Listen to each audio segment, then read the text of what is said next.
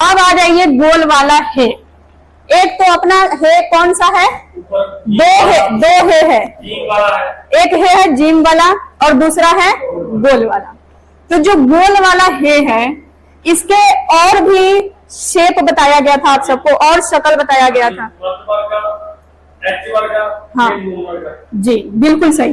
पहला जो शक्ल है हाँ वो तो है ये वाला, यही है।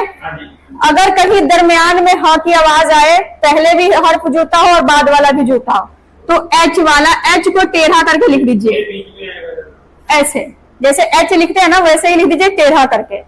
अगर लास्ट में हा की आवाज हो और नहीं जुड़ता हो, उसके आगे वाला हर्फ नहीं जुड़ता हो, तो कौन सा हा लगेगा? लास्ट में हा की आवाज हो और पहले वाला हर्फ उसके साथ नहीं जुड़ता हो, तब कौन सा हे लगाएंगे?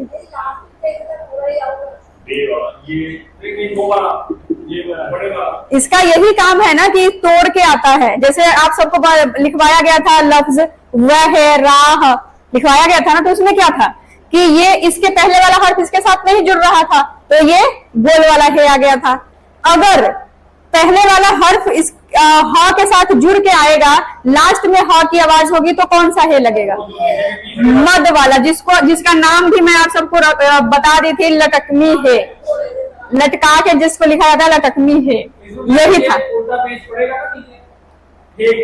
लटकमी हे में नहीं डलता है, ना ही इसमें, बस ये दोनों में डलता है, बे की शक्ल वाली में और बीच वाले में डलता है। किसकी शक्ल? इसकी ऐसी ही होगी, मद, जैसे मद है ना वैसा ही है, पर इसको आप नाम रख दीजिए इसका अलग से लटकमी है, ताकि याद रहे। ठीक है, हे तक का ये काम था। उसके बाद क्या